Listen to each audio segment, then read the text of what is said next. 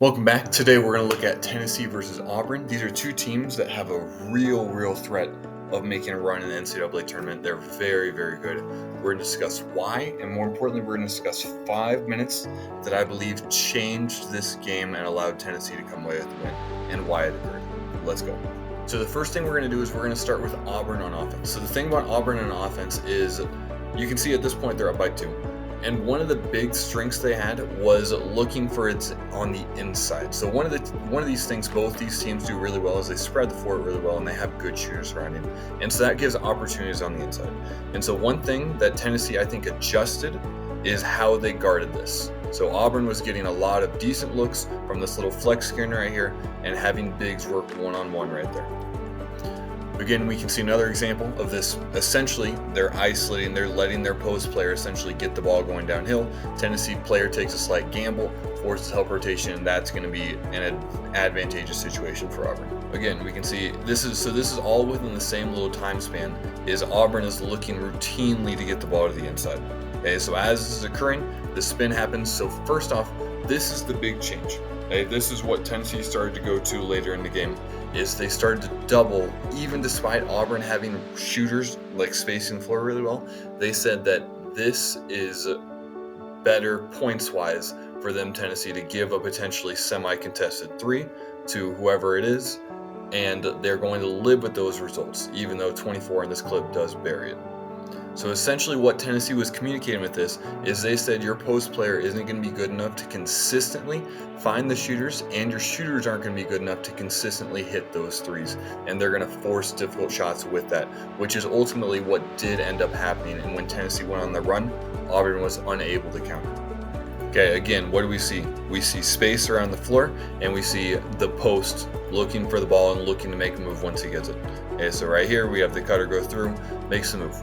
At this point, Tennessee sends the double. Okay, they are now, instead of prioritizing the outside, they are going to go to the inside. They are saying we are going to make it so 4 has to earn all his shots from the inside.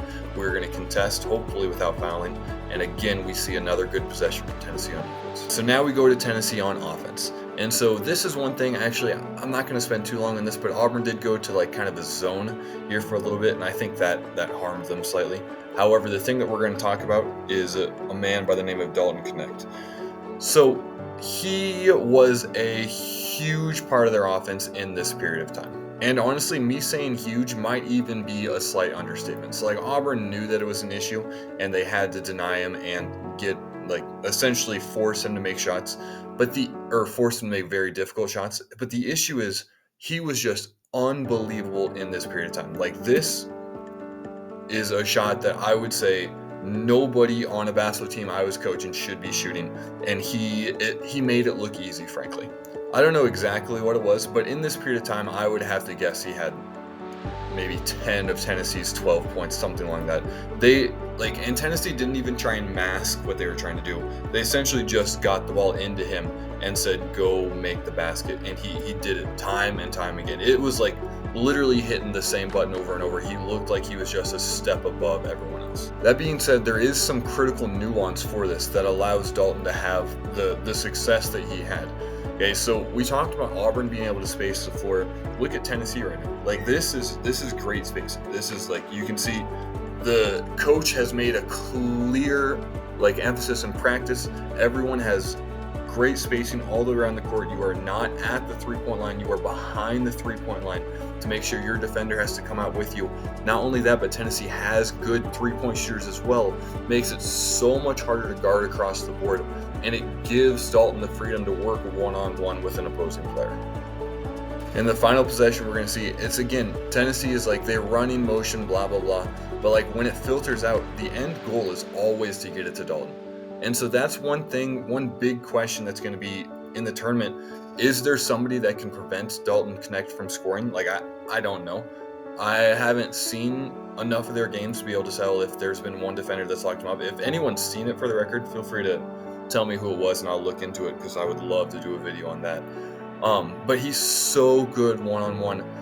He has such an elite ability, obviously, to shoot from the outside, which we saw, but then he's so quick off the dribble too.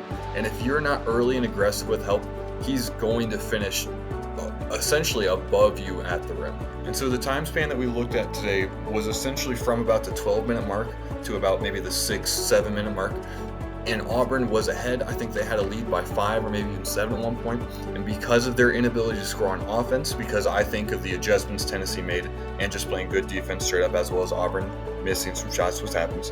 And then Tennessee on offense, being able to space the floor, allow your best player to work one-on-one and make some unbelievably difficult shots and make them look easy, allowed for Tennessee to claim the lead that ultimately ended up with them getting the victory in this game. Overall, this was a great game. If you want to watch another video on Tennessee, I'll link it right here. If you enjoyed this, feel free to like and subscribe, and have a great rest of your day. Bless.